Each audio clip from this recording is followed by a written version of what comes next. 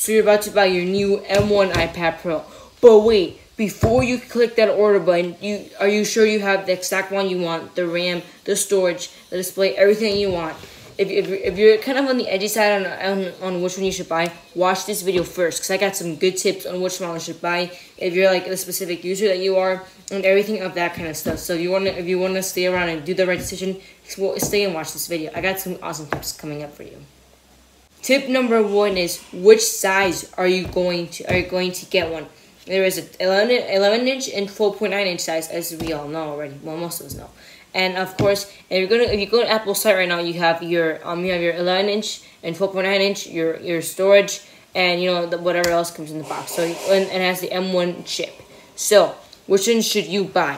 Well, it depends. If you want a nice and portable iPad, get the 11-inch because it's gonna be nice and portable. But if you want a big one, a big screen, you're a big screen type of person, get the 12.9-inch. Portability is going to be about the same, since it's like as much as this 13.3-inch MacBook Pro. So it's going to be about this. It's going to be about this.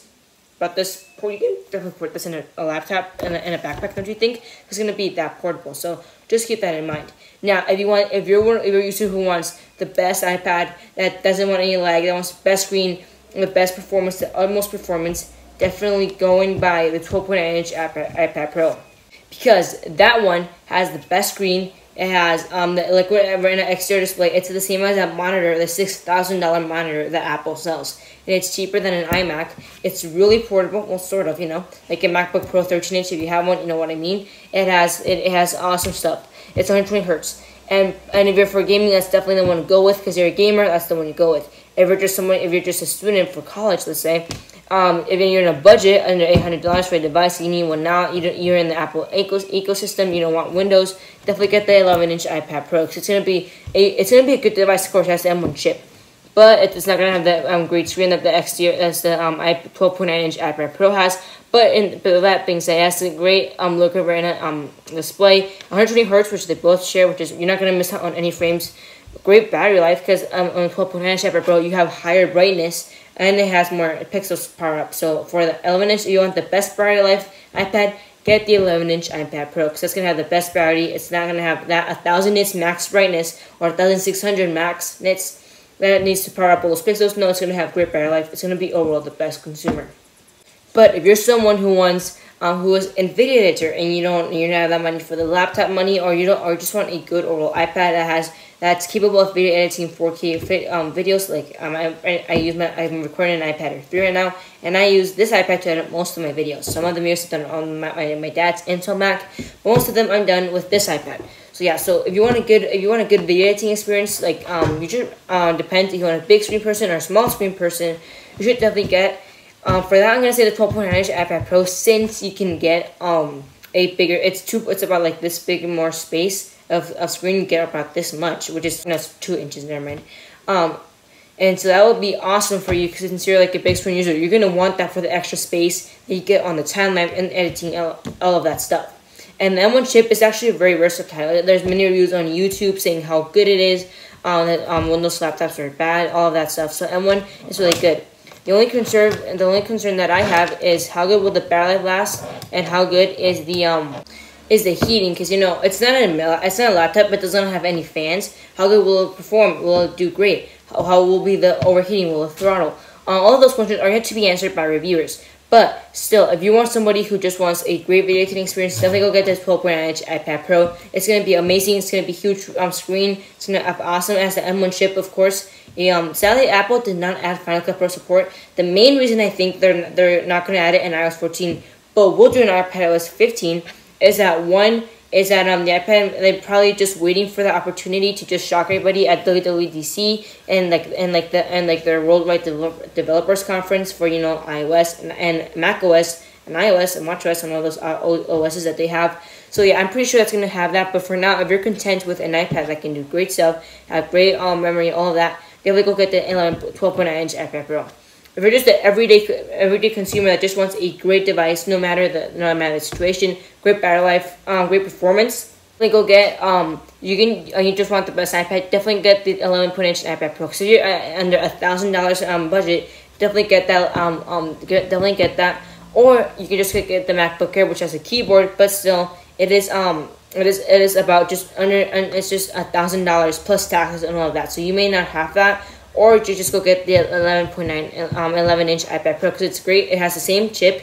It does not have a keyboard, but you can get a third-party one, or Apple's Magic Keyboard, which is $300, which is about $1,100 in the total in the big one.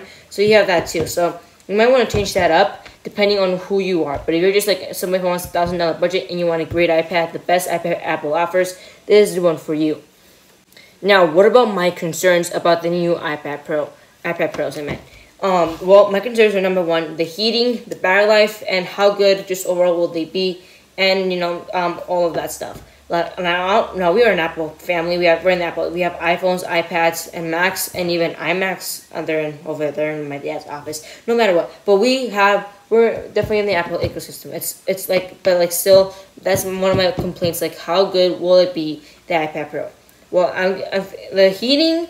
Unless Apple does a lower end version of the M1, like the A14X maybe, but they just needed the M1 just because so that it will sound better. Maybe they did that. We have to see, but still, maybe they. I don't know if they may do that for it's it's an iPad. It does not have fans. Or my other solution is maybe they did the fans here with the speakers. So the speakers have grills and they have holes in them, so for audio. So I'm guessing you get that there and have the fresher flow through them.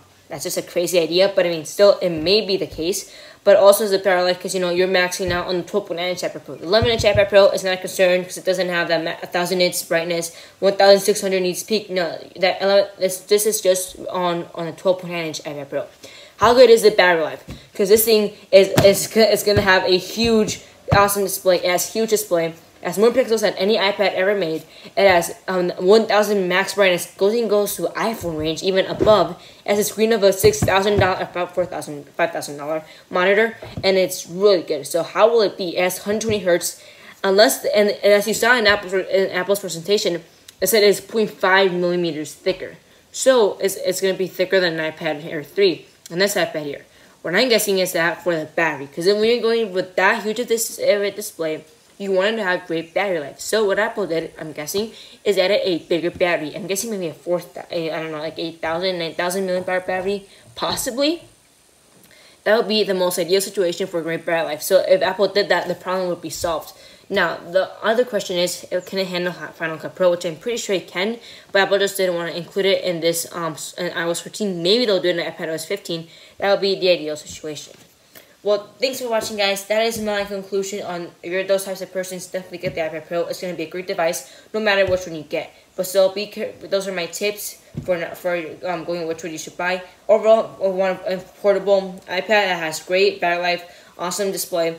Get the 11-inch iPad Pro. That's going to be the most portable. It's tiny. It's like the iPad Air 3, if you have one, or 10.5-inch iPad Pro from 2017. You'll know what I mean. If you want the absolute best, the beast, the most powerful, anything, get the 12.9-inch iPad Pro. It has the best display, 120 hertz, bigger battery. It's also going to be thicker though. Just keep that in mind. But still, it's going to be the big dog. You should definitely get that one if you're that type of person.